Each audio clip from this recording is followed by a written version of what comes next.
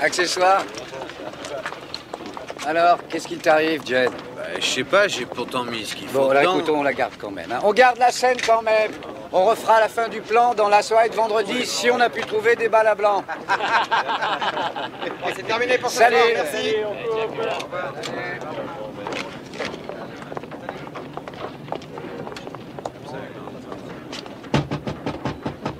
Kate?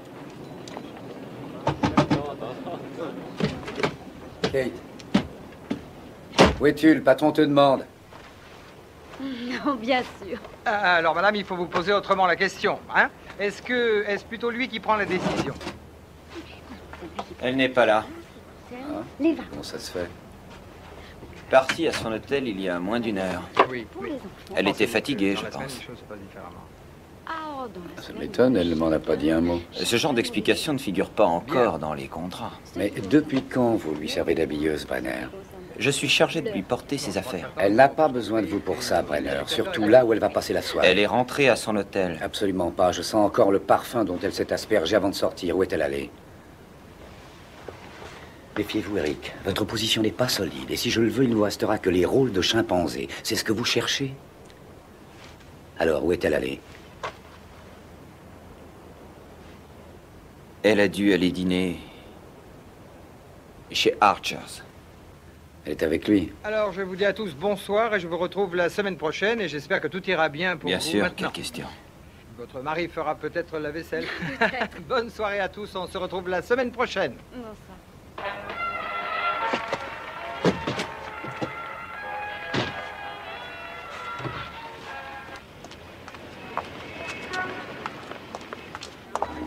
Bonsoir, merci de votre visite. Ah, John. Monsieur McKay. Comment ça va? Bien, je vous remercie. Kate est encore ici? Bien sûr, monsieur, avec monsieur Carr. Je vous fais mettre un couvert. Non, non, non, non, ça ne sera pas utile. Je vous remercie. Certains jours, il me rend l'atmosphère irrespirable. Il dit que c'est parce qu'il m'adore. C'est sûrement vrai, mais il faut que vous preniez aussi vos distances. On a beau dire que New York est une grosse pomme, on trouve toujours un verre pour vous la gâcher. Tu viens dîner avec nous? Non, merci, je viens chercher Kate. Mais je n'ai pas dit que je rentrais. J'ai entendu dire que tu étais fatigué, alors il vaut mieux rentrer. Oh, Robert, je t'assure. On est venu ici pour dîner gentiment, c'est tout. Assieds-toi donc, dîne avec nous, allez. Je craindrais de vous déranger. Si vous aviez voulu ma présence, je crois que vous me l'auriez dit. Si je ne t'ai pas dit où j'allais, c'est parce que je craignais justement ta réaction. Alors ça, nous en discuterons ailleurs. Pour l'instant, tu vas rentrer avec moi. Allez, viens. Ah, attends une seconde, tu es à New York pour tourner, cesse de jouer les crétins. Toi, va retrouver ton épouse, Steve. Allez, on rentre. Maintenant, tu te calmes, sinon demain dans le journal, tu auras peut-être l'œil au beurre noir. Ça va, lâchez-moi. Léa.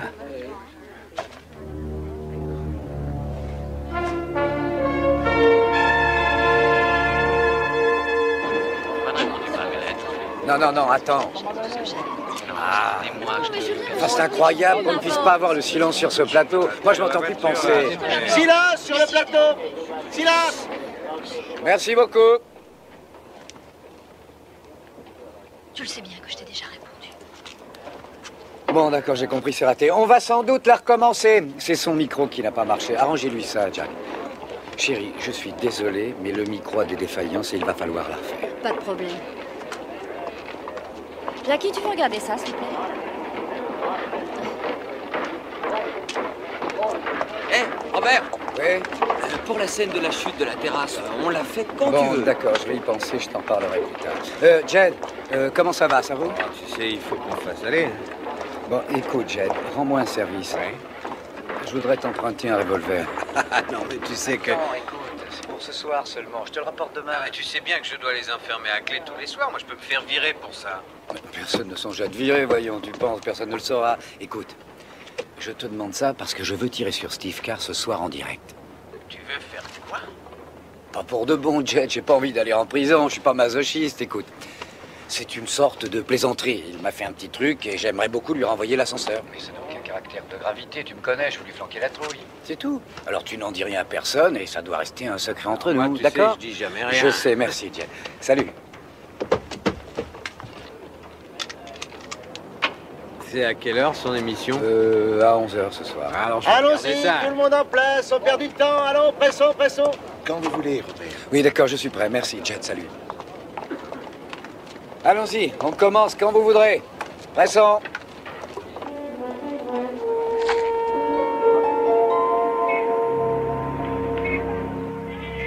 Mes parents, ils étaient si pauvres quand nous, on n'achetait jamais des chaussures. On n'avait pas les moyens. Alors, on me passait les pieds au cirage noir. Et ce qui était pire, on me lassait les orteils. 2. On revient. On ne pouvait pas se la permettre d'avoir des enfants à la maison. Alors, mes parents, par économie, ils m'ont fait élever par les voisins. Et quand je faisais des bruits, mes parents, Attention, ils tapaient dans il les va murs. se déplacer à sa Voilà, droite. après, les gosses des voisins. Alors, on le suit et on Voilà, zoome tout ça, sur c'est lui l'histoire de ma quand jeunesse il va dorée. rejoindre Steve. Vous êtes très gentils, merci à tous. Attention, il y va, on le suit sur Steve. On reste là.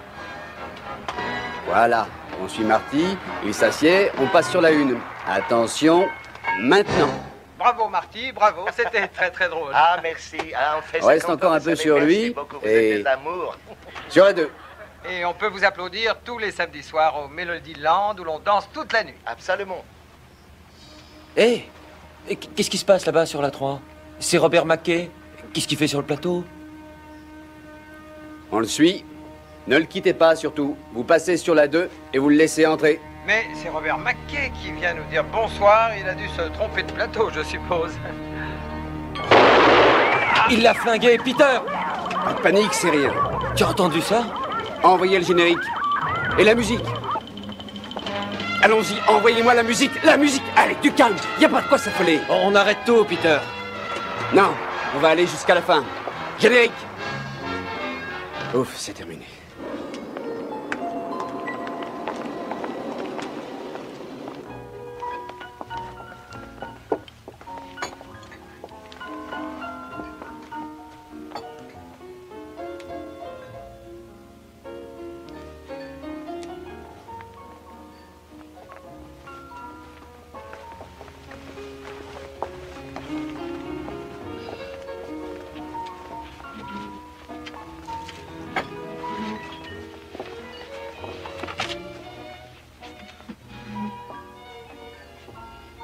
John?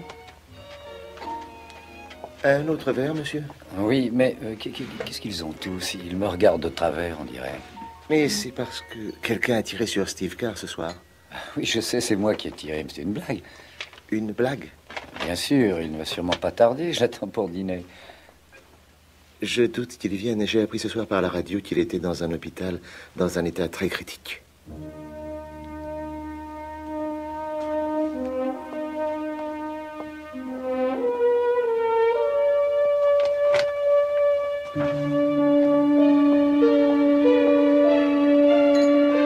Monsieur Mackay, Non, plus tard. inspecteur Harris de la criminelle. Un jour, un homme reprochait au peintre Whistler de vendre ses œuvres beaucoup trop cher. Et il faisait valoir que cela représentait peu de travail. Whistler, bien entendu, n'était pas d'accord. Et lorsque l'autre lui demanda, sans doute à court d'arguments sérieux, « Il aura fallu combien de temps pour que vous fassiez ce tableau ?» Whistler a répliqué, « Moins de 2 jours. » Et vous réclamez plus de 200 guinées pour 2 journées de travail? Non. Je les demande, ces 200 guinées, pour toute une vie de travail. Si je vous raconte cette petite histoire, c'est pour vous rappeler l'importance de cette belle bibliothèque et au cas où vous iriez vous imaginer que je vous ai fait venir ce soir pour y apporter votre généreuse contribution, je tiens à ce que vous sachiez que vous avez raison.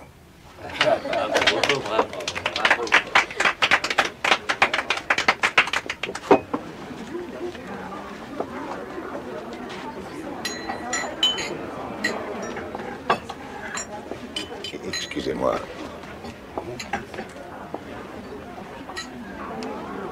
Excusez-moi.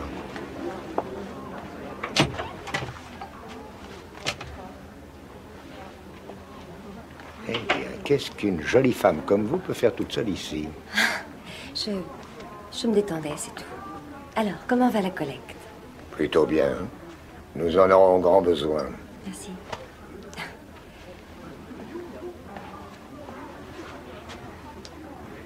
J'ai entendu dire que Steve et vous étiez séparés. Oh oui, ça fait déjà 6 mois. Environ. Et Sharon? Je la vois rarement, Sharon. Je l'aperçois sur un magazine lorsqu'elle en fait la couverture.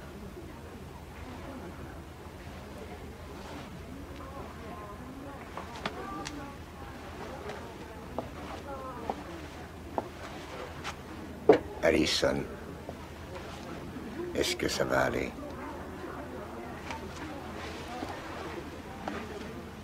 J'essaie de me persuader que c'est fini. Et que je dois me faire une raison. Et que s'il m'a quittée, c'est que sans doute, c'était ma faute. Bon, bien sûr, je n'y crois pas vraiment. Et je n'endors plus des nuits entières. Et il arrive, évidemment, que certains jours, je force un peu sur la boisson. Je n'ai aucune occupation. Et comme je n'ai plus de mari, je me sens inutile. En dehors de ça, ça devrait aller. Merci. N'hésitez pas à m'appeler. Oui, je sais.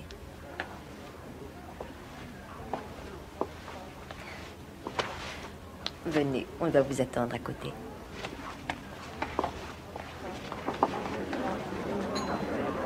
Maman! Sharon, qu'est-ce que tu as? Steve a eu un accident. Quoi? Mais où est-il? Est-ce qu'il est... Quelqu'un l'a tué.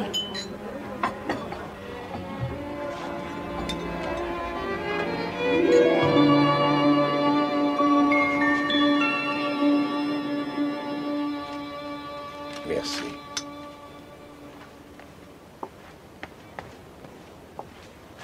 Excusez-moi. Oui, entre. Ah, Perry. Comment ça va, Sidney? Tiens, prends donc ce café. Ah, j'en aurais besoin. J'ai pris un whisky dans l'avion, je n'aurais pas dû. Tu aurais mieux fait de finir ton droit au lieu de faire dans le cinéma. Tous les producteurs ont mal au foie. Allez, assieds-toi. Merci. Bon, tu es au courant? McKay a été arrêté. Je sais, oui. Il joue et il dirige ma production qui représente un budget de 30 millions de dollars. Je ne dirige pas un empire, tu le sais. Si je perds sur ce film, je suis coulé. Si jamais je ne récupère pas mon réalisateur, c'est le désastre total. Eh bien sûr. Tu voudrais que je le défende? Oui, au plus vite. J'ai téléphoné partout avant de prendre l'avion. La police l'a accusé de meurtre une demi-heure après le décès de Steve Carr. Il n'a été difficile de faire autrement. Perry, je connais bien Bob McKay, je suis sûr de lui. Steve Carr et lui étaient très liés. Et des millions de personnes ont vu McKay commettre ce crime. Perry, je connais tes méthodes. Tu ne te fies jamais aux apparences. Et McKay a le droit d'avoir le meilleur avocat pour sa défense. Ça va créer un problème. Allison Carr est une de mes amies depuis une vingtaine d'années. Je ne suis pas sûr d'être impartial envers McKay. Perry, je suis moi aussi un de tes amis, non? Donne une chance à McKay. Je t'en prie, parle-lui. C'était une plaisanterie. Je reconnais que ça n'était pas très malin, mais c'était une blague. Écoutez,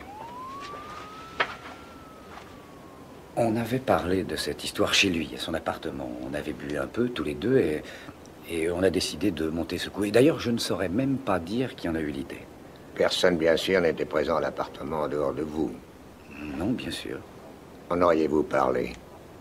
J'en ai parlé à l'accessoiriste. Quelqu'un a-t-il pu s'approcher de cette arme? Je l'ai mise dans la voiture. Je l'ai mise dans la boîte à gants, sans précaution. Je ne l'ai pas fermée à clé. Sauriez-vous expliquer que de vraies munitions aient pu remplacer les cartouches à blanc? Non, je ne pourrais pas.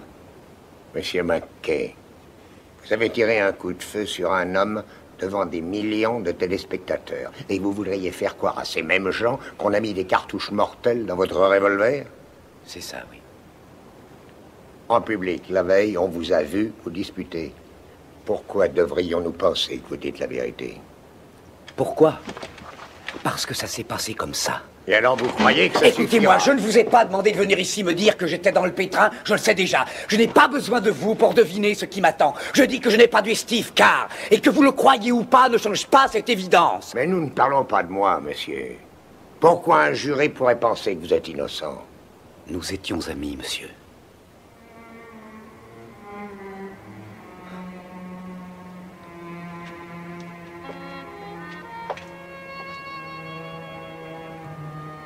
Nous nous verrons à la première audience. Pourquoi faites-vous ça? Je le crois innocent. On l'a vu, tu es Steve. On l'a vu tirer sur Steve, mais quelqu'un a pu changer les cartouches de son arme. Ça me dépasse que vous fassiez ça. Je ne comprends pas ce qui vous pousse à prendre son parti. Je vous croyais mon ami. Allison, je reste votre ami, sachez-le. McKay a le droit d'être défendu, c'est tout. Restons-en là.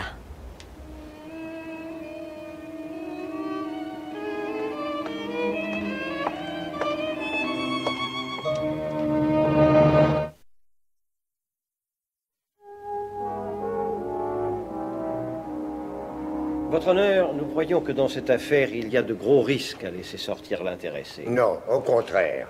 Mon client subit des pressions énormes puisqu'il est le metteur en scène d'un film qui coûte des dizaines de millions de dollars. L'argument peut être pris en considération. La caution est donc fixée à 150 000 dollars. En contrepartie, M. McKay ne devra pas quitter les limites de la juridiction de New York. Nous voilà de nouveau en présence. J'en suis ravi. J'aurais préféré que ce soit plus équitable. J'ai peur que vous ayez peu de chance. J'ai 40 millions de témoins, ce qui est rare, avouez-le. Si vous vouliez tuer un de vos amis, Monsieur Reston, auriez-vous l'idée de le faire devant des millions de personnes? Moi, non. Mais je ne suis pas Robert McKay. C'est vrai. C'est très vrai.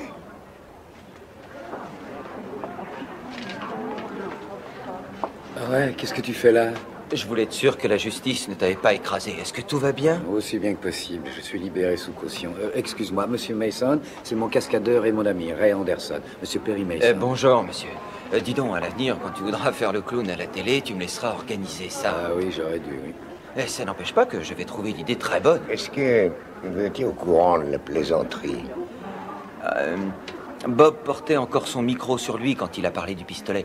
On a bien entendu ce qu'il disait par le magnéto. Y avait-il d'autres personnes qui pourraient avoir entendu? Kate était là aussi. Veuillez nous excuser, Monsieur Anderson. Monsieur McKay a des dispositions à prendre pour la caution. C'est vrai, merci de te Je vous laisse, on se retrouve sur le plateau, hein? Salut. Entendu, salut. C'est excellent, ça peut être utile. C'est une preuve que je comptais bien faire une plaisanterie. L'accusation saura la démolir. Elle dira que vous vouliez le faire croire. Une sorte de mise en scène.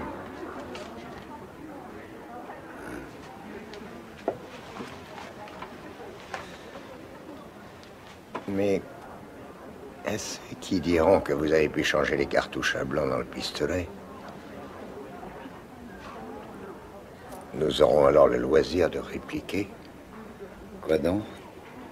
Que deux autres ont eu la possibilité de le faire.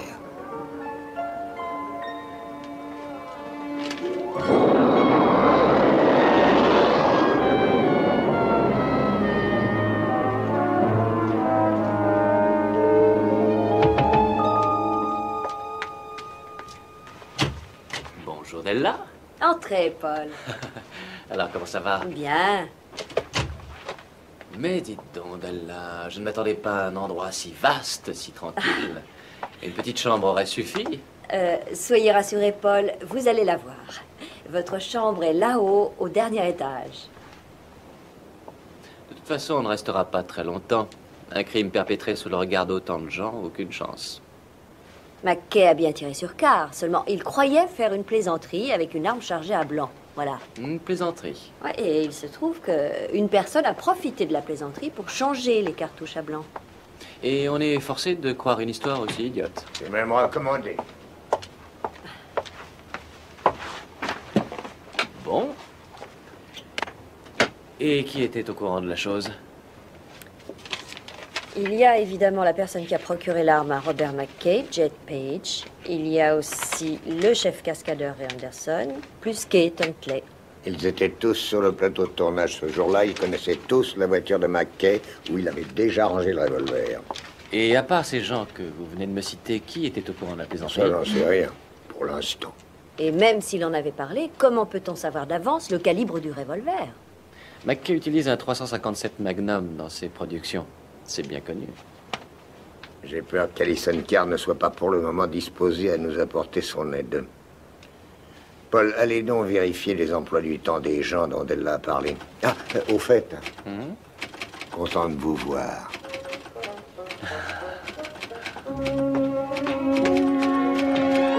Il s'agit d'un tragique accident. Je reconnais que c'était une plaisanterie douteuse. Et surtout que c'est une façon ridicule de perdre un ami. Mais quoi qu'il en soit, il faut continuer. Sur les conseils de mon avocat, il vaut mieux que il s'en dise le moins possible sur cette affaire-là. Et aujourd'hui, l'accès du plateau ne sera pas autorisé aux journalistes. Déjà, nous avons pris un peu de retard pour le tournage et il faudra le rattraper. Je compte sur vous tous pour le coup de collier. Oui, bien sûr. Oui, pas de problème. Entendu. Ah oui, encore une petite chose. Il y a quelqu'un ici, on m'a dit qu'il s'appelait Paul Drake. Paul? Ah oui, je suis là. Ah, c'est lui. Il se trouve que Paul est un vrai détective privé, lui. Il est ici pour éclaircir cette affaire, alors ce serait bien si chacun lui apportait son aide. D'accord? Allez, on va travailler.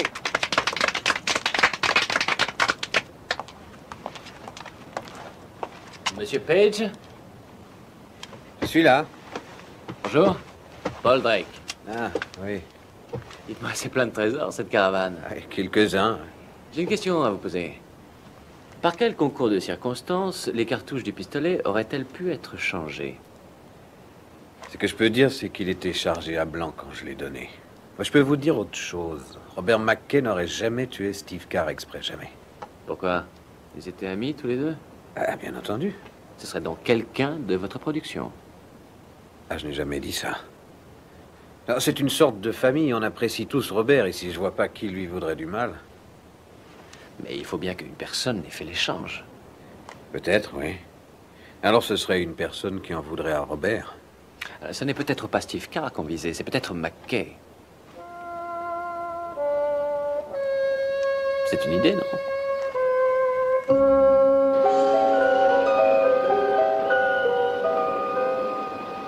J'espère ne pas avoir commis une erreur en vous laissant revenir ici.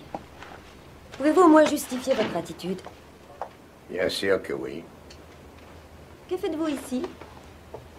Sharon, viens un peu écouter ce qu'il a à nous dire. À quel sujet? Je suis convaincu que McKay est innocent. C'est un acteur, non? C'est le moins qu'il soit convaincant. Steve était un ami de très longue date. Ils se disputaient, mais ils étaient complices dans de nombreuses circonstances. C'étaient de vrais amis.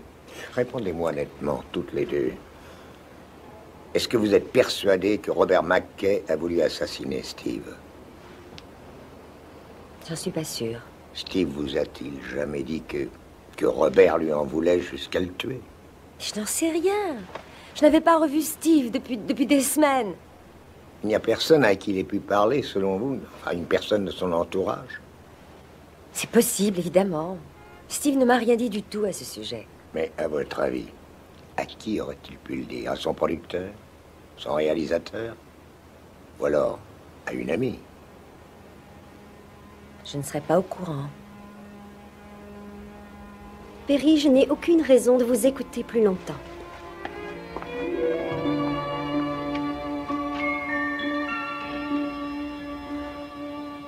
Je te jure que non. Tu veux m'écouter? Je suis innocent. Je voudrais bien te croire. Il faut que tu me crois.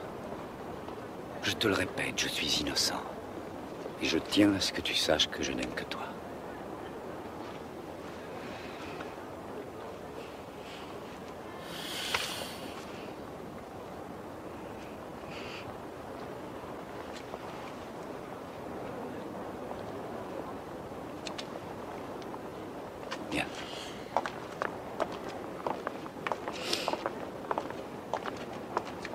C'est bon, garde la prise.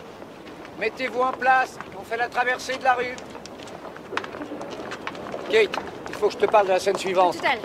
Vous en parlerez demain. Depuis quand c'est vous qui décidez? Kate est une professionnelle, elle connaît son métier. Elle n'a pas besoin de vos conseils. C'est moi qui dirige ce film jusqu'à nouvel ordre. Kate est fatiguée, elle parlera de ça plus tard.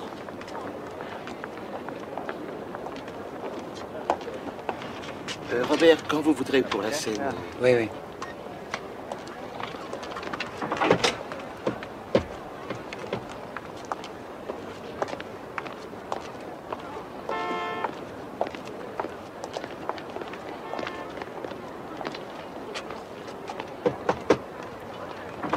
Oui?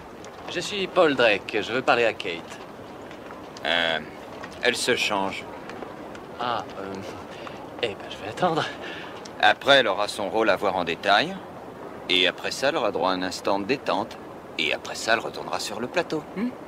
Ah, et après ça, elle ira certainement déjeuner, et puis après ça, elle reverra la scène suivante, et après ça, elle ira se détendre. Qu'est-ce que vous lui demanderez? Et je sais qu'elle était tout à côté du magnéto au moment où McKay discutait avec l'accessoiriste. Et alors? En aurait-elle parlé à quelqu'un? Oui, moi. Personne d'autre. Vous paraissez très sûr de ça. Et c'est pour ça qu'on me paie. Ah. Je passerai donc la voir plus tard. Je pense que vous gâcheriez votre temps en revenant plus tard. Gar s'était mise en tête de séduire Kate et McKay n'a pas apprécié du tout. Aussi simple que ça.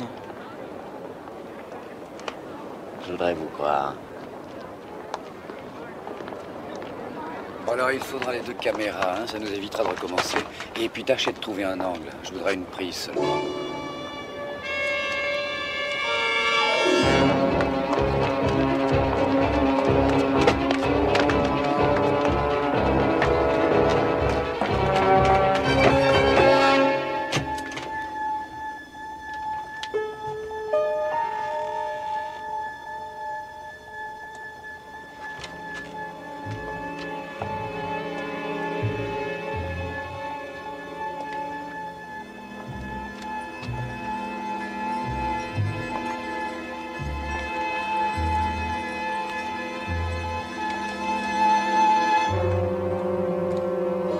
Haut les mains!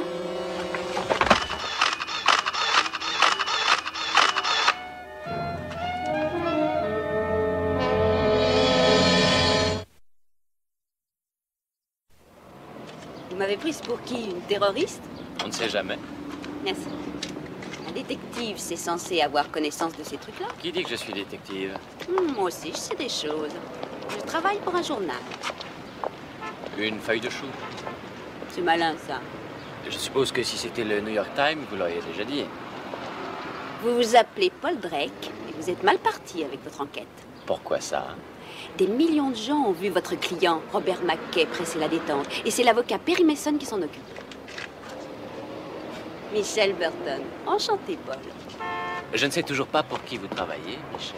Qu'est-ce que ça peut bien faire? Ça n'a aucune importance. Dans ce cas, pourquoi le garder secret? Moi, je ne garde rien. Je suis journaliste et... Je n'ai pas de journal. Je me débrouille.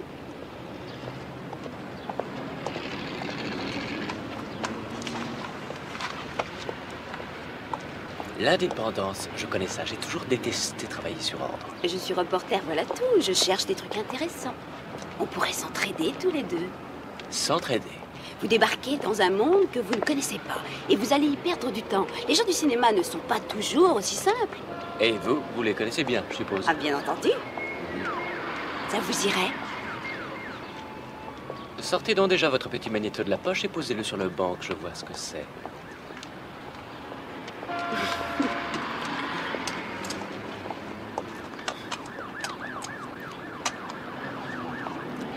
Problème majeur, pas un journaliste n'a eu le droit d'entrer aujourd'hui.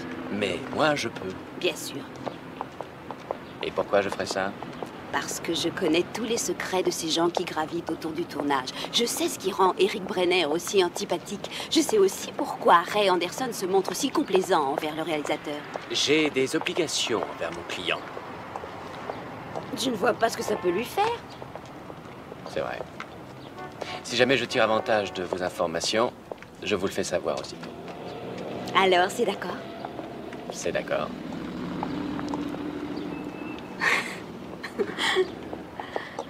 C'est mieux que rien, je suppose. Alors, c'est entendu. Mais...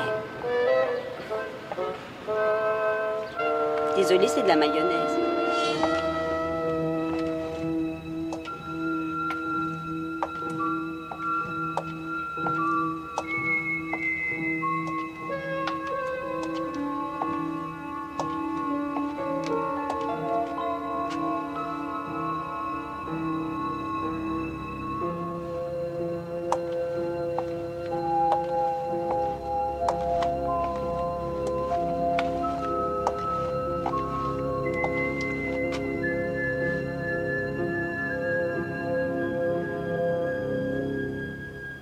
Il n'y a plus personne, monsieur. Ne restez pas là, s'il vous plaît. Je viens ici au sujet du décès de Steve Carr. Qui êtes-vous? Je vous le dirai avec plaisir si je savais où vous êtes.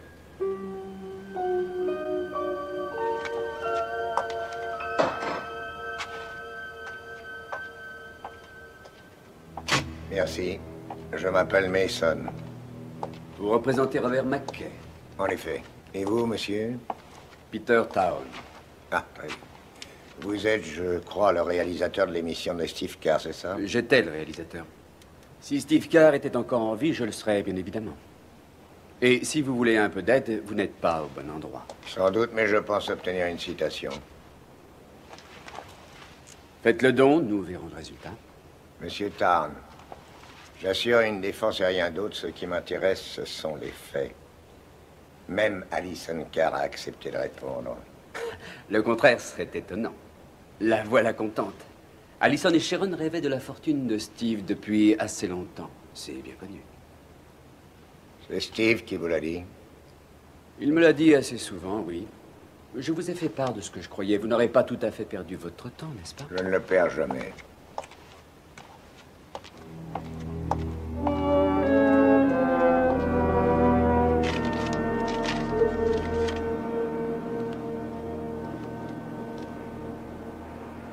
Quand tu veux, tu nous donnes le signal et tu y vas. Monsieur Anderson! Ah, c'est pas le moment. J'ai eu la détestable impression que vous essayez de me fuir. Attendez une petite seconde. J'ai un plongeon de 3 étages à faire, et si je ne suis pas concentré, je risque de me casser le cou. Hé, attends, la script a dit que tu dois porter ça pour le raccord. Bah dis donc, il serait temps, hein. J'allais sauter pour rien. Ouais, on t'attend. Allons-y, tu nous fais le saut. D'après ce qu'on m'a raconté, vous devriez avoir changé de travail depuis longtemps. Et aussi que McKay vous a offert de réaliser une de ses productions, et que ça fait 2 ans qu'il le dit et que jusqu'à présent, il n'a pas donné suite. Ouais, c'est à toi, le temps presse.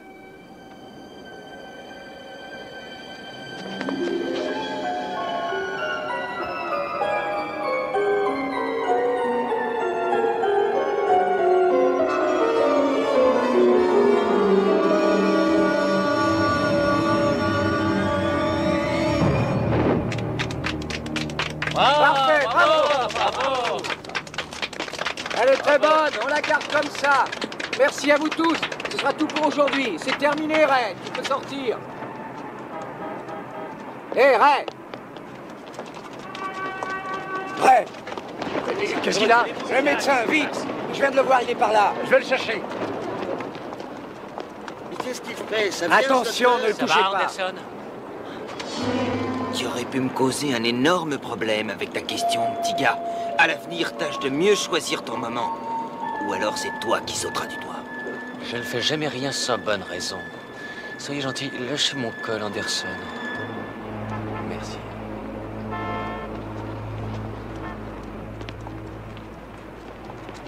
Alors, j'avais raison à propos de Brenner et Anderson, vous voyez?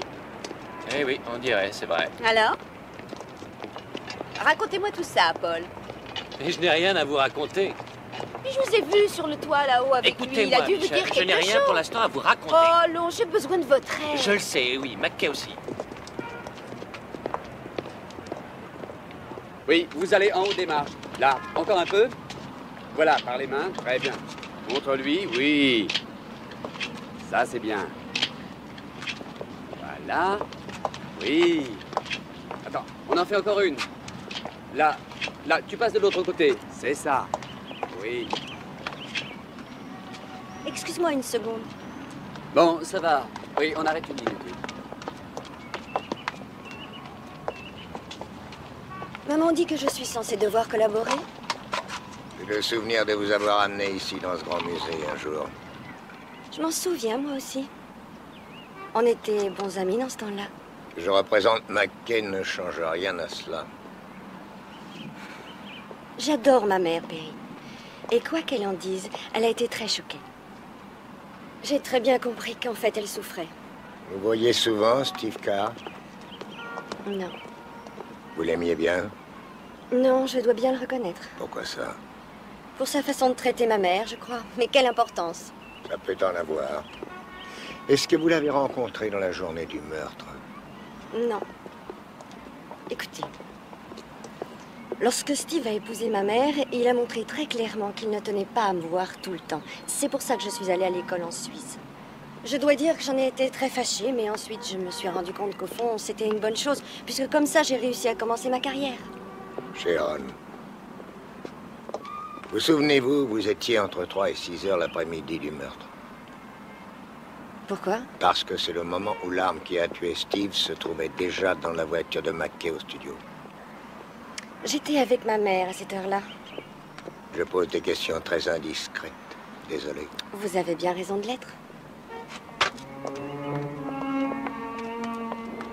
J'ai appris que Ray Anderson s'était rompu quelques os au service de McKay. Et que McKay, de son côté, avait rompu quelques promesses faites à Anderson. Est-ce que ce serait suffisant comme motif pour mettre les balles réelles dans le revolver de McKay? Oh, Kate Huntley a un impresario, Eric Brenner, qui a l'air de détester McKay plus qu'Anderson. J'ai même pas pu parler à Kate encore. Kate? Et pourquoi ça ne serait pas Alison Carr? Elle ignorait que McKay, son mari, avait monté cette histoire. Du moins, c'est ce qu'elle m'a dit hier. Elle n'est donc pas exclue? Non, nous n'excluons personne aussi longtemps que nous n'aurons pas tout compris. Et sa fille? La fille aussi, oui. McKay a dit qu'il avait mis sa voiture dans l'avenue où se tournait le film. Ce qui fait que la personne qui a mis les cartouches pouvait attendre que McKay soit occupé ailleurs. Ouais, c'est peut-être ça. Ah, le monteur de la production, un nommé Tommy, a prévu une projection des images tournées le jour du meurtre. Important, ça. Il y a peut-être un détail dans toutes ces images. Bon, moi j'irai voir ça demain matin. Non, non, non, le monteur a dit dans 20 minutes. 20 minutes? Mais je suis... Bon, mais j'ai juste le temps. Je vous souhaite un bon appétit.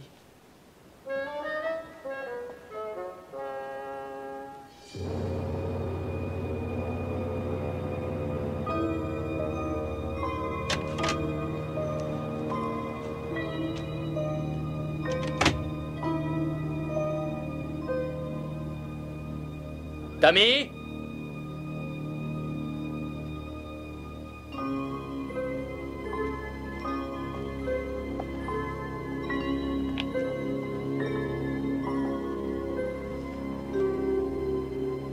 Tommy?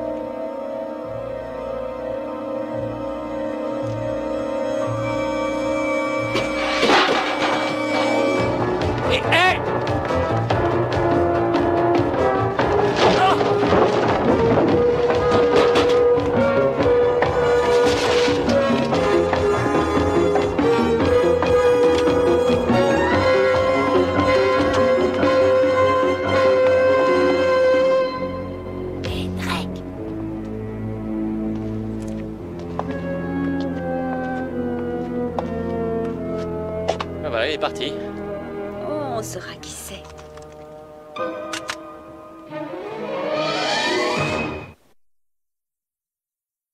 Récapitulons.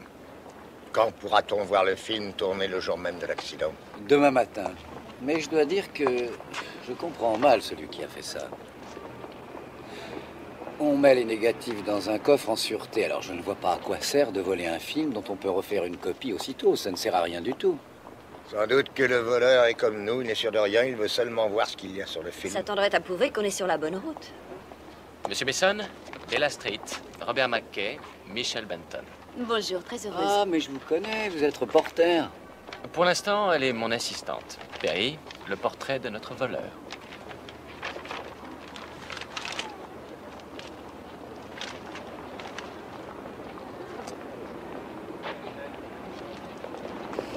C'est ce jeune homme. Vous le connaissez? Non. Dommage. Nous trouverons. Vous trouvez ça normal, vous? Bien sûr. Je vous apporte la photo de votre voleur alors que vous piétinez lamentablement. Et qu'est-ce que j'obtiens dans Michel, tout ça? dès que Des je saurai prudes. quelque chose, je vous le raconterai. Bon, c'est vrai, je le dirai d'abord à mon patron, mais vous serez la suivante sur ma liste, c'est propre.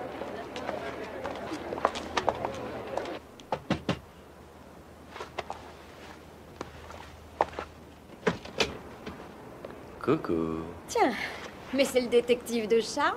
Vous avez une minute à m'accorder? Je n'ai pas de raison de vous refuser ça. Entrez. Mais pas trop longtemps. Un petit café? Non, non, non, merci. Est-ce que vous connaissez cet homme?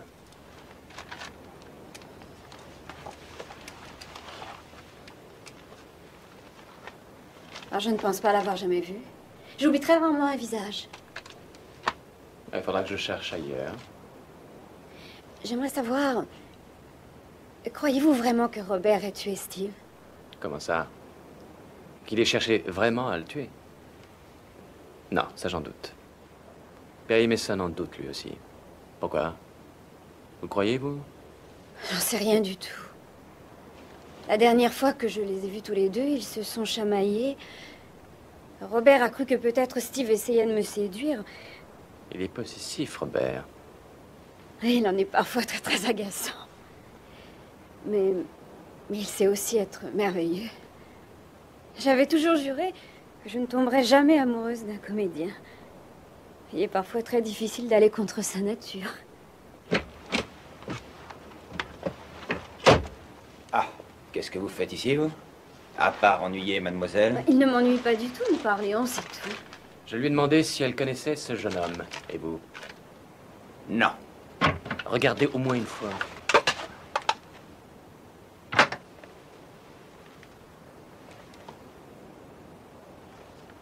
Ça y est, j'ai regardé.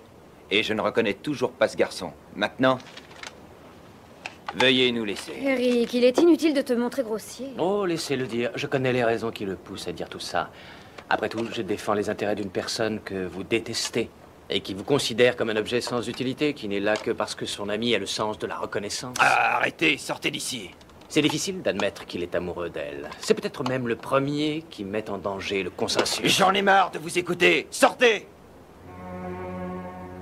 Et c'est qui pourrait devenir méchant, on dirait.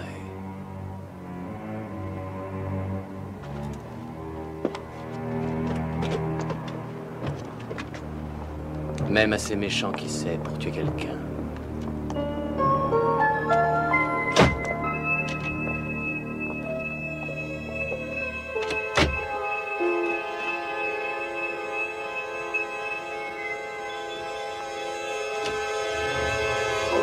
Alors, monsieur Tarn.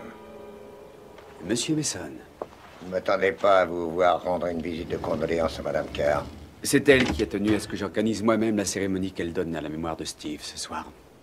Et comme je ne suis plus réalisateur, j'ai tout le temps. Est-ce que vous pourriez regarder un peu ce portrait? Alors? Je l'ai regardé. Vous connaissez cet homme-là? Ça peut aider McKay si je vous disais que je le connais?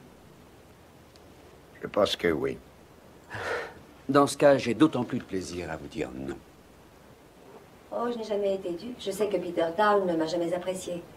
Je doute qu'il apprécie qui que ce soit, d'ailleurs. Il y a longtemps qu'il connaissait Steve. Sont allés au collège ensemble? Et dès cette époque-là, ils s'étaient promis de travailler ensemble, ce qu'ils ont fait avec une certaine réussite. Mais le problème de Peter, c'est qu'en tant que réalisateur, personne ou presque ne sait qu'il existe. Santé.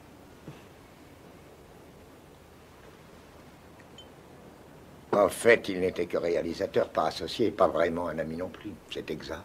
Oh, là, je ne connaissais pas les détails. Mais ce que je sais, c'est que Steve n'acceptait en aucune manière qu'un autre que Peter soit son réalisateur. Est-ce que Peter n'a jamais eu l'envie de travailler ailleurs? Oh, il a eu des propositions, c'est bien évident, très intéressantes. Mais Steve a toujours voulu qu'il y renonce et qu'il reste dans son programme. Vous connaissez cette personne?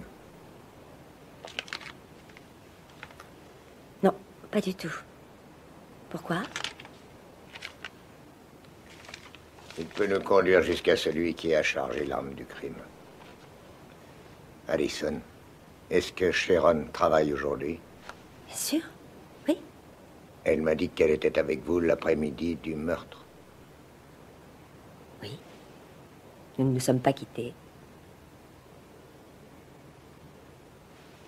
Je crois deviner à votre question que nous sommes aussi suspectes.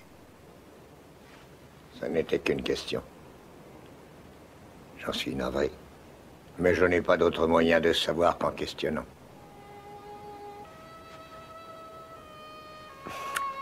Désolée. Je le suis, moi aussi. On est prêt pour la cascade, ça y est, quand vous voulez. D'accord, allons-y. Allons-y, pressant, allez.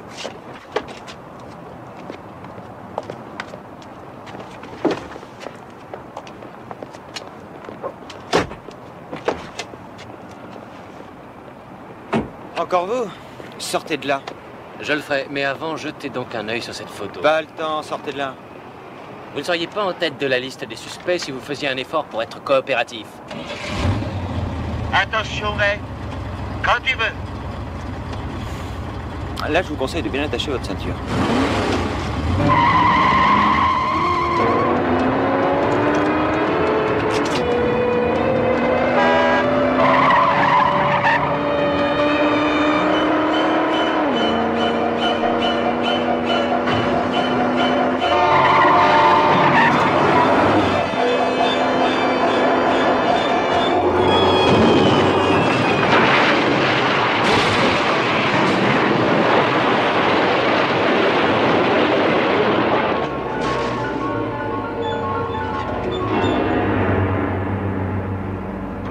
Ça va, Ray, c'était très bon.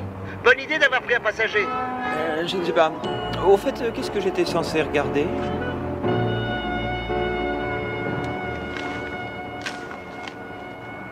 Déjà vu ce gars-là dans le coin? Non, jamais. Je m'en doutais.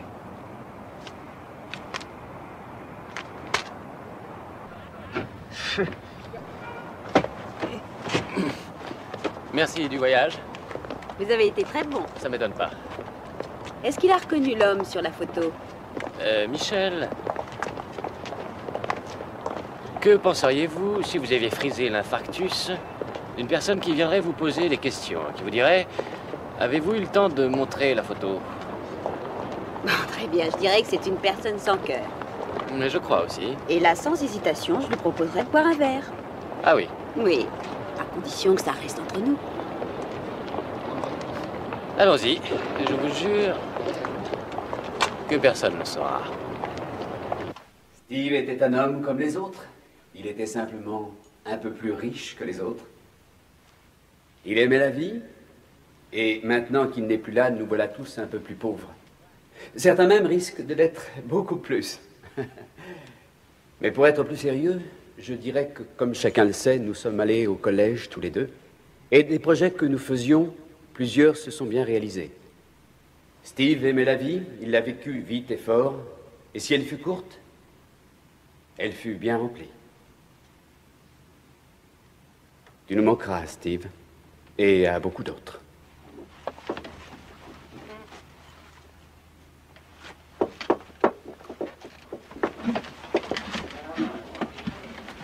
Excuse-moi.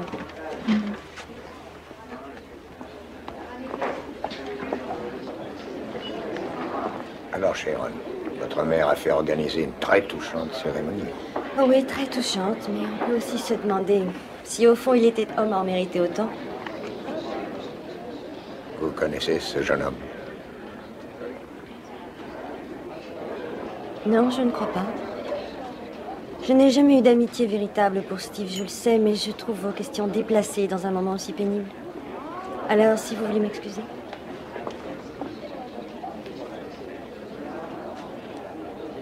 Qu'est-ce qu'il y a? Oh, ce n'est pas le jeune homme en question?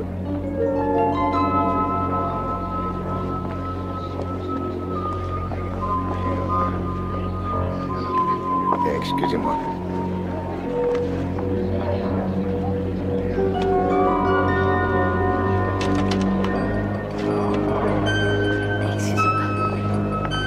Pardon. Jeune homme, je pourrais vous parler un instant. S'il vous plaît. Attendez, écoutez,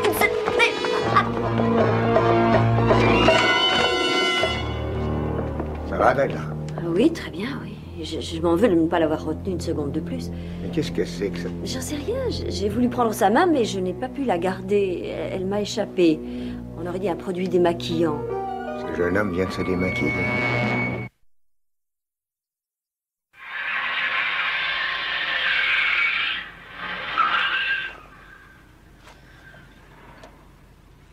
Ça va? Il a voulu nous écraser, c'est évident. J'en suis pas sûr. Très bien. Voyons l'autre séquence.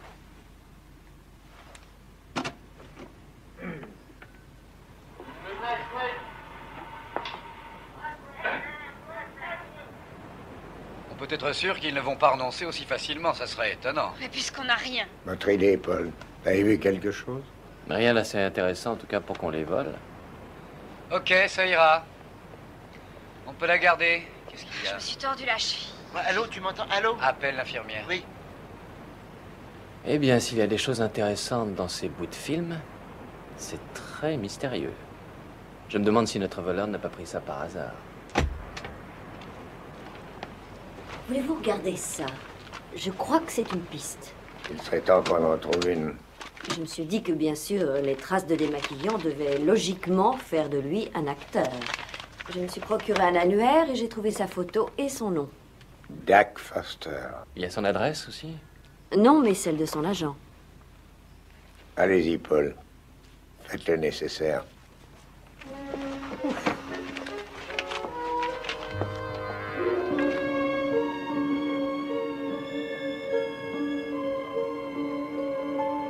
J'ai la vente, ça va être bon au prix où on me paye? Oui, c'est toujours ça le prix. Vous ne serez pas venu pour rien. Vous avez l'air nerveux. Un peu tendu, oui. Regardez qui est là, Robert McKay, qui a dû se tromper de plateau. Robert?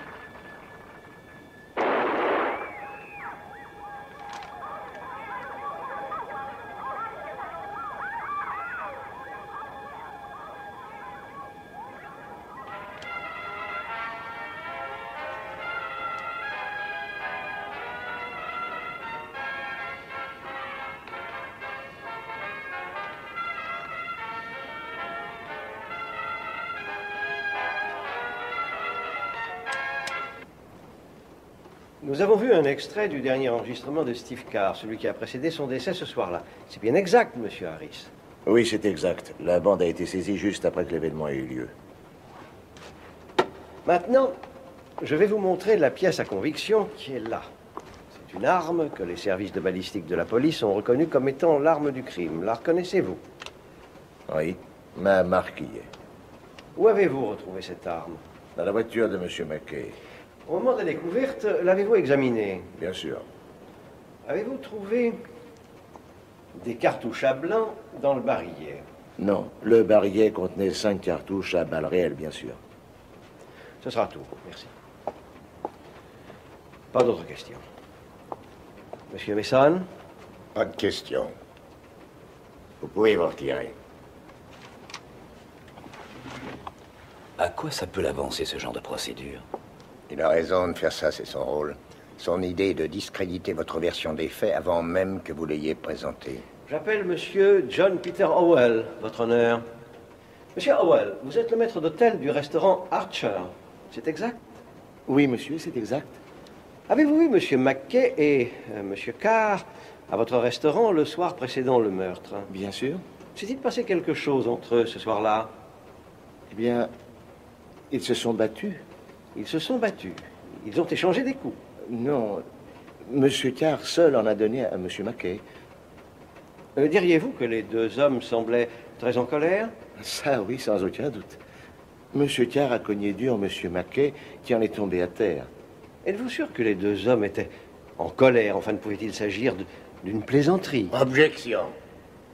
Ce ne serait que spéculation. Une simple opinion personnelle. Accordé. Je n'ai pas d'autres questions. Monsieur Mason. Monsieur Howell, je constate que la clarté de vos souvenirs concernant les événements de la soirée qui a précédé l'accident est remarquable. Je suppose donc que vous vous souvenez aussi de la soirée du lendemain. Avez-vous vu monsieur Mackay ce soir-là? Mais oui, il était là. Je l'ai conduit à sa table. Savez-vous quelle heure il pouvait être? Oh, il devait être environ minuit moins le quart. À cette heure-là, l'émission de Steve Carr était terminée depuis un quart d'heure environ. Il semble que monsieur Mackay soit sorti directement du studio de télévision. Qu'est-ce que monsieur Mackay vous a dit? Oh, il a commandé un cocktail et puis ensuite son dîner, une boularde à l'orange. Votre mémoire est très fidèle, monsieur Howell. Oh, je m'en souviens surtout parce que je lui ai dit qu'il fallait une demi-heure. Une demi-heure? Pour la préparer. Qu'est-ce que monsieur Mackay vous a répondu? Que ça ne faisait rien, qu'il avait le temps. Dites-nous donc, si vous vous en souvenez, de quelle humeur il pouvait être à cette heure-là. Je dirais que je l'ai vu de bonne humeur, je dirais même jovial. Diriez-vous qu'il semblait enclin à faire quelques plaisanteries? Objection. Votre question appelle une opinion personnelle. Accordé. Je n'ai pas d'autres questions.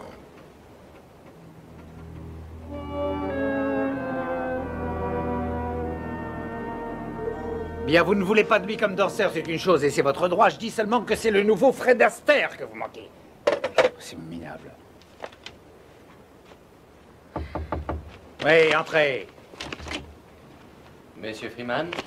Ouais, vous notez tous vos talents plus quelques autres et vous laissez ça sur la table à l'entrée, merci. Je suis Paul Drake. Et moi, je suis débordé. Vous n'avez pas répondu à mon coup de fil ce matin, je voulais vous parler. Écoutez, j'ai plein de choses à faire, alors soyez gentil. Une seconde. Avant votre numéro, je suis descendu jusqu'ici parce que je compte utiliser un de vos acteurs dans ma nouvelle série. Vous tournez une série? Les Nuits de New York. Oh, ben, alors vous êtes sur mode... Paul Oh là là, je suis désolé pour le téléphone, la secrétaire ne comprend rien, je la mets dehors dès demain. Allez, asseyez-vous là. Je m'excuse si je vous ai semblé un peu rude, mais mon psychanalyste est décédé hier soir. Vous avez un acteur qui se nomme Dak Foster. Ah, excellent comédien, plein d'avenir, il peut jouer tous les rôles. Je l'ai vu dans une petite scène à la télévision. Et j'ai l'intention de centrer ma série sur des comédiens qu'on n'a encore jamais vus, des inconnus. Ah bah c'est tout à fait lui. Alors où est-il pour l'instant? Pour l'instant, il a beaucoup de choses en train. Je dois le rencontrer avant ce soir. J'ai un avion à prendre pour Los Angeles à 6 heures. Je ne peux pas rester plus longtemps. Ah, mais c'est que j'ignore où il est aujourd'hui. Monsieur Drake, Michel Benton de Télécinéma. Je voudrais vous poser une ou deux questions sur votre nouvelle série. Quel personnage allez-vous nous donner? Qui vous a dit que j'étais ici, mademoiselle? Non, non, laissez-moi travailler. C'est vous ou quelqu'un de chez vous qui l'a appelé, c'est ça? Allez-vous utiliser un acteur de l'agence? Monsieur Freeman, on n'agit pas de cette façon. Vous voulez de la publicité pour votre agence? Ben, très bien. Alors venez-vous. Je vais vous donner des renseignements. Je vais vous en donner. Non, mais j'y suis pour rien du tout. Alors faites sortir mademoiselle. Bon, allez, dehors. Dehors. Excuse, je ne sais pas du tout qui c'est. J'ai du mal à comprendre que l'on se comporte de cette manière, monsieur. Je vais aller chercher mon acteur ailleurs. Non, attendez, non. Tenez, je sais où vous allez trouver Dak. Je vous écris l'adresse. Je vous y aurais bien conduit, mais on m'a volé ma voiture. Monsieur Freeman, merci.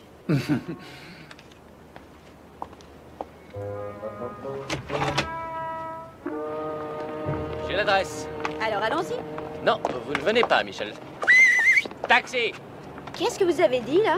Je vous ai dit que vous ne veniez pas. Je commence à avoir des doutes sur votre honnêteté. Je croyais qu'on avait fait une espèce d'accord. Je vous ai d'abord donné la photo du suspect, je vous aide à arracher son adresse à cet agent minable, et vous voulez me laisser en rade. Michel, je fais une enquête criminelle, pas un sondage sur les meilleurs disques des 1940. Je suis journaliste, et ne commencez pas avec la condescendance. Je pense à la sécurité, moi. Taxi!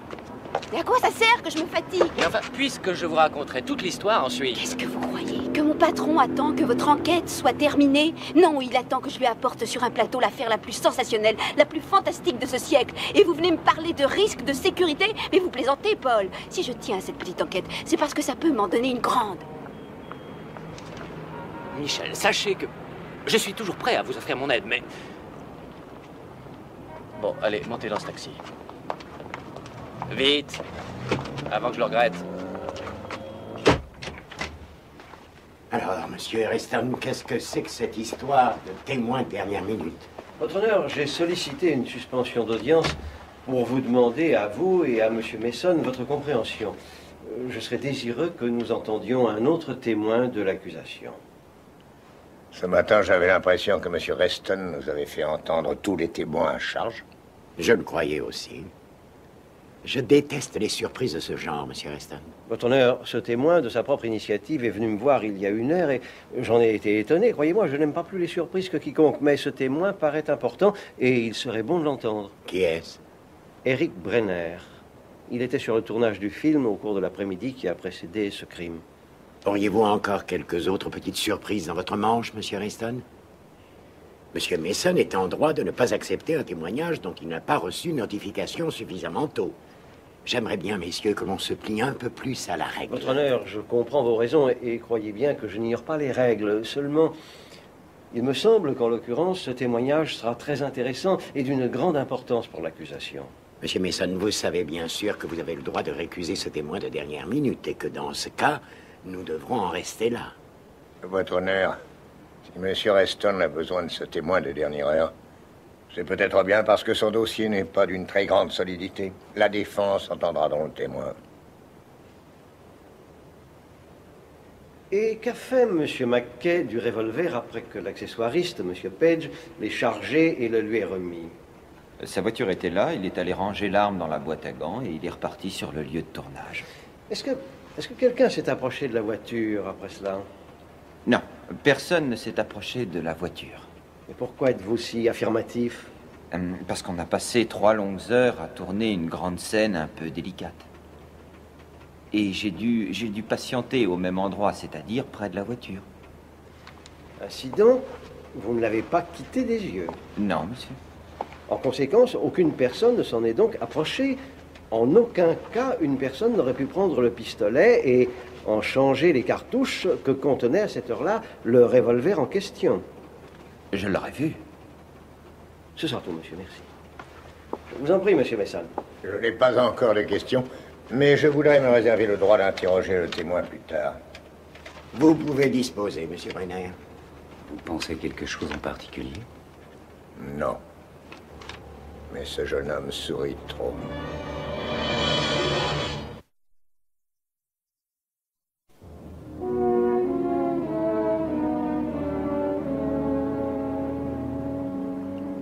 Donc, puisque M. Mackay et vous portiez un micro sans fil, vous avez pu entendre sans peine la conversation qu'il a tenue avec M. Page, accessoiriste. J'ai tout entendu. Qu'ont-ils dit, mademoiselle? Eh bien, je me souviens que Robert a dit qu'il aimerait emprunter un pistolet. Et Jed a répondu qu'il risquait d'avoir des ennuis. Mais M. Page a fini par le lui pointer. Oui, quand il a su pourquoi Robert le voulait. Et pourquoi le voulait-il? Il voulait apparaître aux côtés de Steve Carr le soir et tirer sur lui pendant son show. Pour le tuer? Oh, pour plaisanter, l'arme était chargée à blanc. Il a dit d'ailleurs que Steve le savait déjà.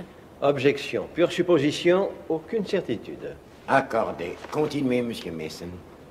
M. Mackay, semble-t-il, est bien connu de ses amis comme un très grand amateur de plaisanterie. Est-ce que c'est exact? Il n'y a rien que Robert et Steve aient plus adoré que de plaisanter tous les deux. Ça sera tout, mademoiselle. Nous vous remercions. À votre tour, monsieur Reston.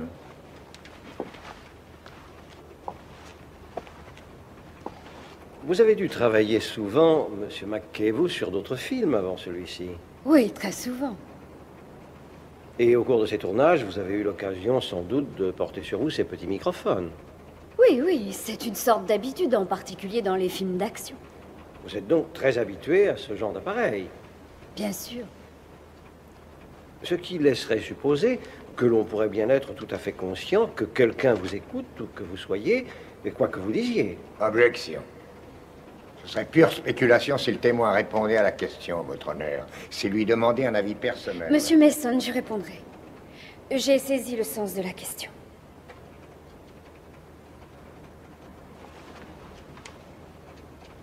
Votre honneur, je vais donc retirer mon objection.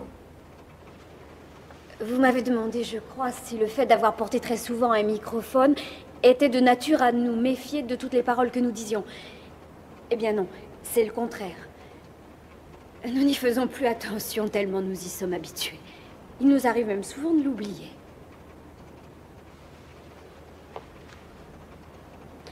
Votre honneur, j'aimerais que la question, ainsi d'ailleurs que sa réponse, ne figure pas au compte-rendu. Je vous l'accorde volontiers. Mademoiselle, à quelle distance pouviez-vous être de l'endroit où se tenait M. Mackay quand vous avez eu la possibilité d'entendre sa conversation? J'étais de l'autre côté de la rue. Vous le voyiez? Oui. Pensez-vous que de son côté, lui aussi vous voyait? Sûrement, il m'a souri. Oui, ce qui implique qu'il était très conscient que quelqu'un placé à côté du magnétophone l'entendait. Ce sera tout. Pas d'autres questions. Robert.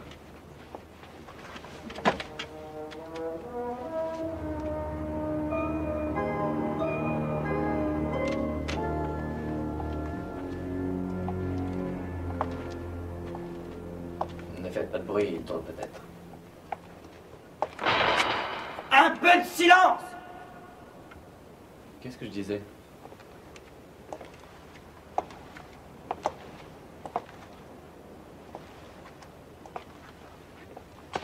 Oh non, c'est pas vrai, mais comment voulez-vous travailler dans des conditions pareilles? On pourrait avoir du matériel de meilleure qualité. Vous, là, venez par ici. Moi? Oui, venez. Vous allez vous mettre là, et vous allez tenir ça comme ça. Non, plus bas, là. Comme ça. Vous ne bougez pas jusqu'à ce que je le dise. Bien. Bon, tu roules et tu laisses filer jusqu'à ce que je te dise couper. Le lit, 3e. Vous savez où est Doug Foster?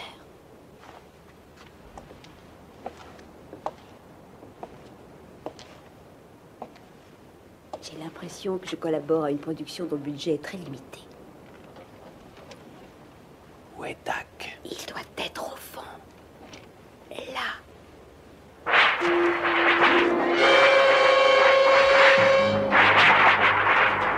Vous étiez réalisateur de Steve Carr depuis très longtemps, Monsieur Town. Des années. Ça aurait fait bientôt 11 ans.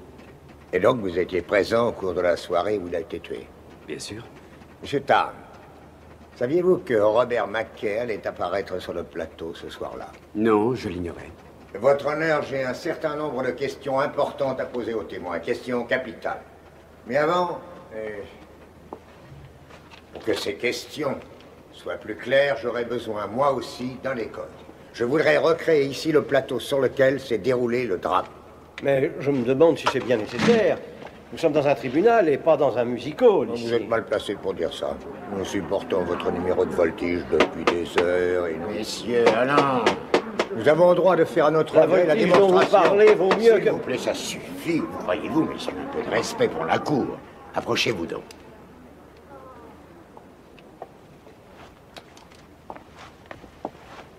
Je me dois de vous rappeler un petit détail, messieurs. C'est moi seul qui prends les décisions, qui accepte ou refuse les suggestions, les requêtes, les objections. En conséquence, si vous voulez que votre proposition soit examinée, monsieur Mason, alors exposez-la de façon claire. Votre honneur, je considère qu'il est extrêmement important que la défense puisse établir certains détails, certaines circonstances de la soirée du meurtre. Je suis sûr d'ailleurs que M. Reston ne soulèvera aucune objection à notre souci de rechercher la vérité. Puisque nous n'en avons pas soulevé lorsqu'il a cité à témoigner M. Eric Brenner. Votre honneur, je doute qu'il y ait le moindre rapport entre les deux. À l'exception du fait que peut-être le dossier de mon adversaire est si peu étoffé qu'il va avoir besoin d'un certain nombre d'artifices et de trucs afin de pouvoir l'étayer. Peut-être bien que oui. Oh, arrêtez, ces discussions sont ridicules. Monsieur Mason, vous soutenez que ce serait important, dans l'intérêt de la défense, de faire cette démonstration? Ce serait capital, oui. Alors, je vous l'accorde. Coupé! Tu as aimé ça, avoue-le? J'adore. Bon, allez, allez, vite, vite, vite. On n'a pas de temps à perdre. Si on fait pas le plan suivant en 20 minutes, et pas une seconde de plus, hein. Le producteur, il retire la prise de courant, et on pointera demain matin au chômage. Alors, remuez-vous un peu, d'accord? Salut, Dak, je suis Paul Drake. C'est ma copine, Michelle Benton. Salut, très heureuse. Bonjour. On se connaît? Non, je crois pas. Et d'où est-ce que vous débarquez? De Californie. Oh, et qu'est-ce que vous venez faire ici, alors? Vous faites quoi, au juste? Comédien, bien sûr, mais sans boulot pour l'instant. Alors, vous n'êtes pas les seuls. Je sais, mais on nous a parlé d'un film qui se faisait ici, alors on est venu par curiosité. Oh, le travail, on arrive à en décrocher. En général, hélas, il est gratuit et très souvent sordide, mais il faut bien se donner l'impression qu'on existe. On force sur le maquillage pour se cacher. Et les productions de Robert McKay, ça a l'air sérieux? Que voulez-vous dire? Mais il n'engage pas en ce moment. Comment le saurais-je? Comment elle est pas là? C'est incroyable, ça. On n'a plus qu'une scène à faire. Le monstre tue le vampire dans les singes. C'est la meilleure scène de tout le film. Comment on peut faire du boulot correct avec des inconscients? Ça me dépasse, moi. Qu'est-ce qu'il y a? C'est encore Gordon qui n'est pas là? Jamais j'aurais dû lui confier ce rôle. Il est complètement irresponsable. Hé, Ron. Tu sais, mon copain est acteur aussi. Pourquoi est-ce que tu ne le prendrais pas? Ah non, mais Oui, c'est une idée, Sadak. Tu lui montres où se maquiller, tu lui fais mettre une perruque. Je te fais confiance. Oui, bien sûr, c'est sûr que je vais pouvoir faire ça, moi. Mais c'est pas difficile. Allez, on s'y met. Allez hop, on perd pas de temps. Non, je crois que je... Une seconde, écoutez. On aura 3 semaines de paye après cette dernière scène, monsieur. Vous n'allez pas nous faire ça. Alors, comme vous vous en doutez, ce mannequin va représenter Monsieur Steve Carr, assis à sa table. Devant celle-ci, imaginons un rideau, celui par lequel Monsieur McKay est entré sur le plateau. C'est bien ça? C'est ça. Quant aux 3 X qui sont sur le sol, ils représentent les 3 caméras que vous utilisez pour enregistrer le programme. Si vous voulez bien venir jusqu'à moi, Monsieur Tarn, j'aimerais que le témoin nous explique de quelle manière il a opéré ce soir-là. Faites-le, monsieur.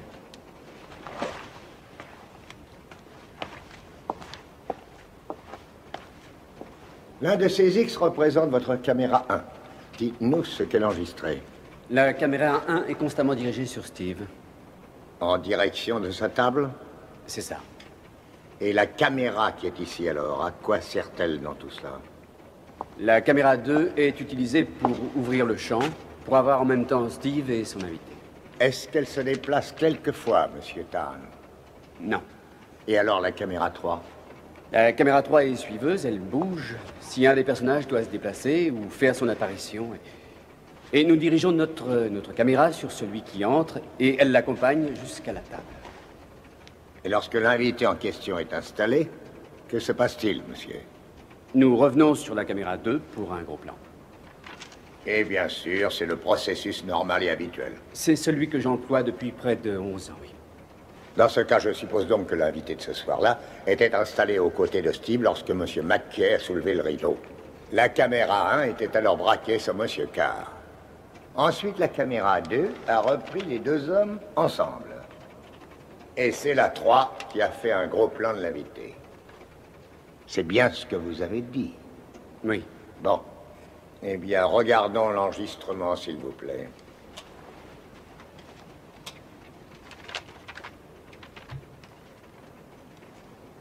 Là, nous sommes sur la caméra 2 qui est fixe. Là, nous passons sur la 3 qui fait un gros plan de l'invité. Nous revenons sur la 2 où nous voyons les 2 personnages. Vous arrêtez sur ce plan-là. Alors, Monsieur Tarn, laquelle des 3 caméras a été dirigée sur Monsieur McKay? Dites-nous de quelle façon inexplicable elle a réussi à anticiper sur l'entrée du personnage. N'est-il pas pour le moins curieux, pour ne pas dire impossible, de prévoir l'apparition d'un personnage et d'envoyer la caméra le chercher alors qu'on n'est pas averti de cette apparition? C'est-à-dire...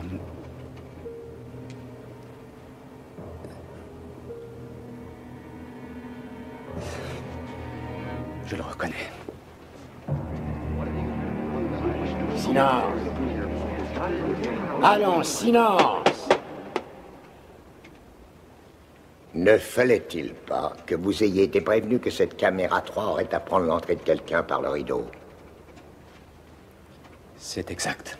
Il fallait donc que vous sachiez que Robert McKay allait apparaître derrière ce rideau.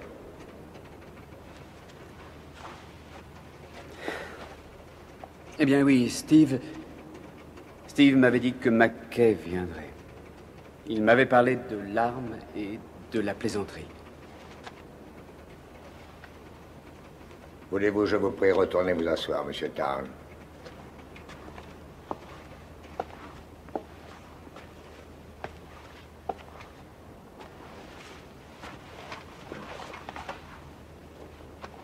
Vous étiez sans doute très proche de Steve Carr, je suppose. Oui, je l'étais. Est-il vrai que vous ayez eu l'occasion d'obtenir un très important poste de direction dans une station de télévision? Oui. Est-il exact que Steve Carr a préféré vous garder et même qu'il a refusé que vous partiez? Nous avions signé un contrat tous les deux. Et il a eu gain de cause? Exact. En avez-vous éprouvé quelque chose? Bien entendu. Je vous pose une autre question. Qu'avez-vous ressenti lorsqu'il vous a appris que sans doute M. McKay serait présent ce soir-là? En avez-vous ressenti de l'appréhension? Non. Serait-il juste de dire que vous avez caché la vérité dans la crainte de vous voir soupçonner d'avoir mis des cartouches réelles à la place de celles que contenait l'arme? Est-ce bien la raison, M. Town, qui vous a poussé à ne rien dire? C'est exact. Merci. Ce sera tout, monsieur. Monsieur Heston. Monsieur Town, compte tenu du fait que vous étiez très proche de Monsieur Steve Carr, vous étiez sans aucun doute averti de l'amitié un peu orageuse qui le liait à Robert McKay. Êtes-vous certain de n'avoir pas été inquiet en apprenant qu'il viendrait sur le plateau et qu'il allait tirer sur lui? Si, j'avoue que je l'ai été. Ce sera tout. Merci. Vous pouvez disposer. L'audience est suspendue jusqu'à 14h30. Votre honneur, la défense voudrait 1 heure de suspension de plus, si c'est possible, pour examiner de nouveaux éléments. Nous ferons mieux encore, Monsieur Mason. Cette audience reprendra demain matin à 10h.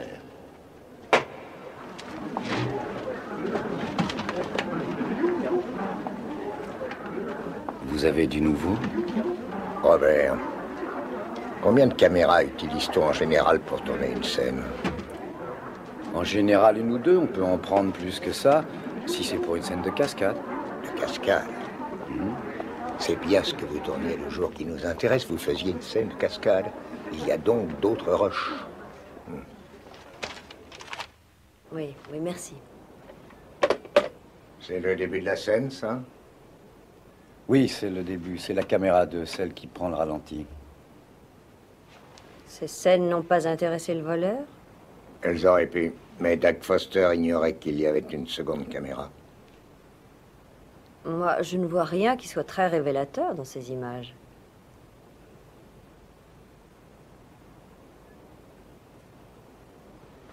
Robert, revenez 1 seconde en arrière, sur la dernière partie. Bien sûr, vous avez vu quelque chose? Je crois, oui.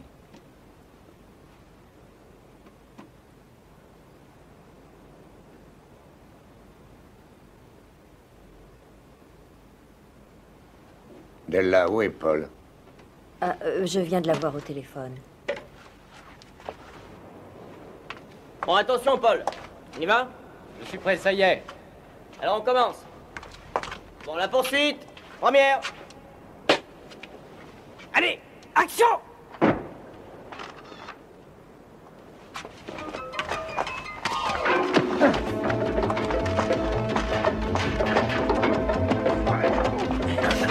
Attention, la corde!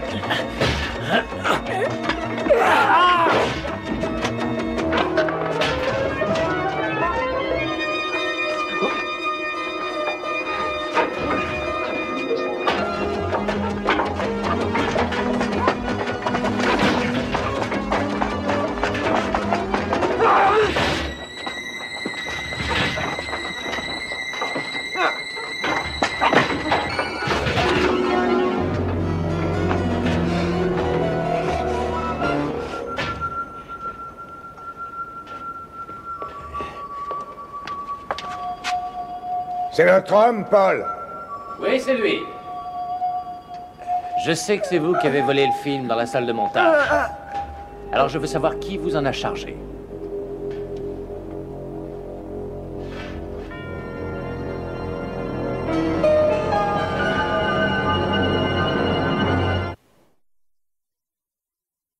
Monsieur Brenner, voulez-vous, je vous prie, nous expliquer maintenant ce qui, selon vous, s'est passé pendant le tournage de la scène dans la rue où la voiture de Monsieur Mackay était garée et que vous n'avez à aucun instant quitté du regard? Bien sûr.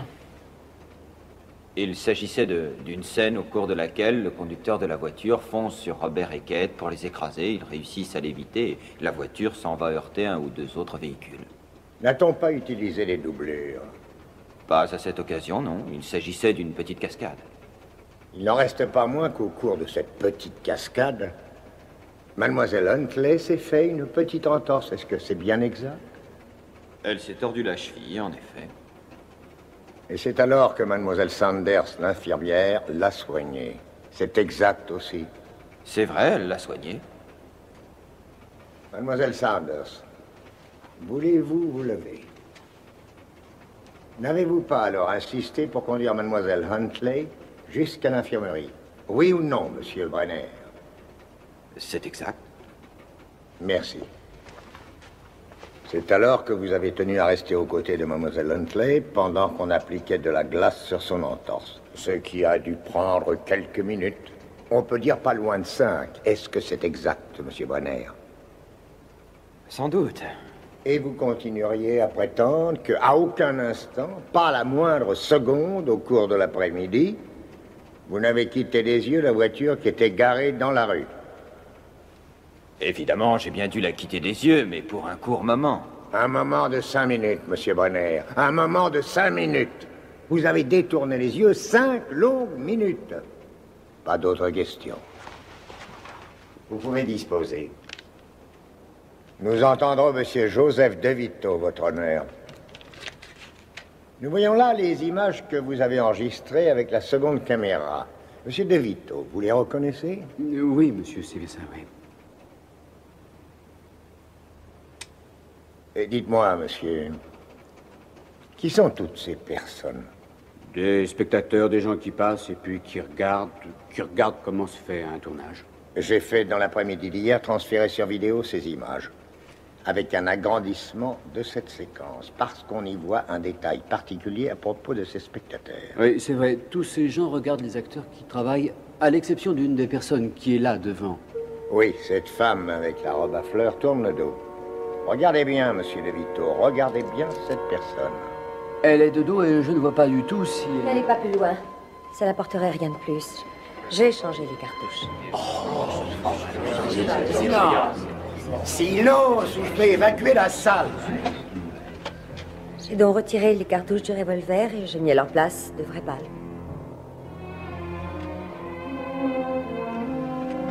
Votre honneur. Votre honneur. Nous entendrons Alison Carr si vous m'y autorisez. Faites, monsieur Mason.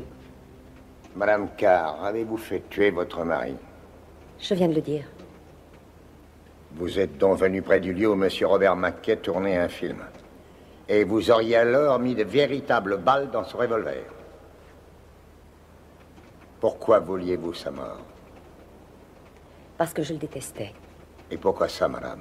Est-ce parce que vous vouliez divorcer et qu'il vous refusait un accord ou qu'il vous refusait un arrangement financier satisfaisant? Est-ce une raison d'intérêt ou une raison purement sentimentale? Une raison d'intérêt. Vous prétendez donc que vous avez accepté de le faire tuer parce qu'il valait plus mort que s'il était resté en vie? Oui. Et qu'en conséquence, vous héritiez ce qu'il possédait? C'est ça. C'est donc l'intérêt qui serait le mobile de ce meurtre. Madame Carr, savez-vous que la loi prévoit pour ce genre de crime avec préméditation et compte tenu des circonstances une peine très lourde qui peut aller, madame, jusqu'à la prison à vie? Je le sais. Et que si vous deviez être condamné, vous pourriez bien passer votre vie en prison. Perry, c'est moi qu'elle veut protéger. Elle sait très bien que c'est moi. Vous le savez aussi, j'en suis sûre. Bien sûr. Je vais être obligé de vous faire témoigner, vous aussi.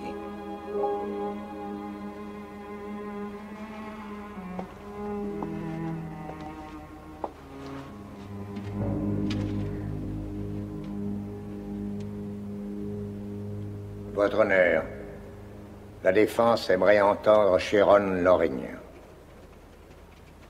Lorsqu'on m'a présenté Steve Carr, à l'époque, j'avais 17 ans. C'est le jour où il a épousé ma mère. Et déjà, le jour du mariage, il a tout essayé pour me séduire. Il devenait tellement pressant, j'ai dû demander à ma mère de m'envoyer à l'école en Europe. Pour m'en éloigner. Aviez-vous dit à votre mère pourquoi? Non, non, je lui ai rien dit. Elle avait l'air si heureuse. Mademoiselle Loring, quand avez-vous vu pour la dernière fois Steve Carr? Dans la journée qui a précédé son décès. Ce jour-là, il a téléphoné à la maison, j'étais là. Il m'a invité à déjeuner, il m'a dit qu'il voulait oublier tout ce qui s'était passé et qu'il m'aiderait dans ma carrière. Qu'il me ferait profiter de ses relations. Alors je suis allée à son appartement. Il a commencé à raconter la plaisanterie qu'il avait préparée pour la soirée. J'ai su quel rôle devait jouer M. Mackay. Que s'est-il passé alors? Il a essayé de me séduire. Mais à ce moment-là, il était décidé à en finir. Il a été brutal. Il a même déchiré mon corsage. Je me suis défendue. Alors il m'a menacé, si je ne cédais pas, de raconter à ma mère que je l'avais fait quand même et qu'elle le croirait. Je me suis enfuie de chez lui.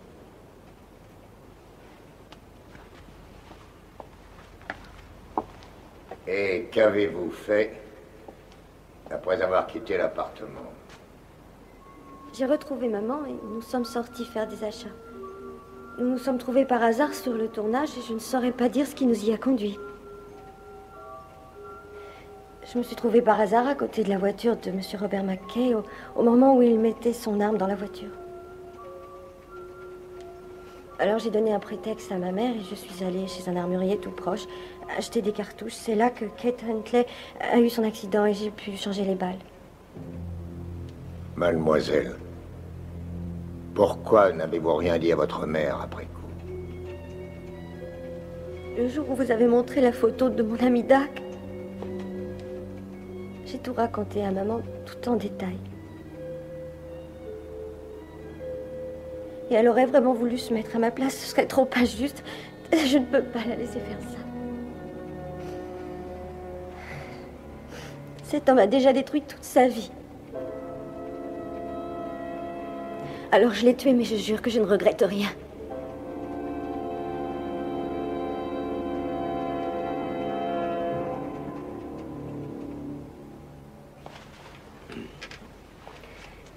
Je dois reconnaître le caractère inhabituel du témoignage. Mais il semble que la manifestation de la vérité soit totale. En conséquence, la Cour abandonne l'accusation.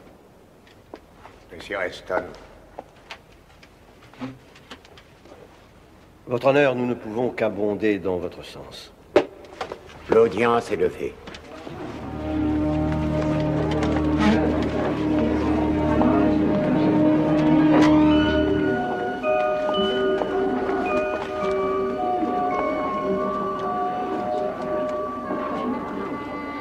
Voilà, vous l'avez, votre histoire. Oui, je suis gâtée. Et maintenant? On va dîner ensemble. Et je vous raconterai toute ma vie. Mais cette fois, attention. Uniquement en confidence.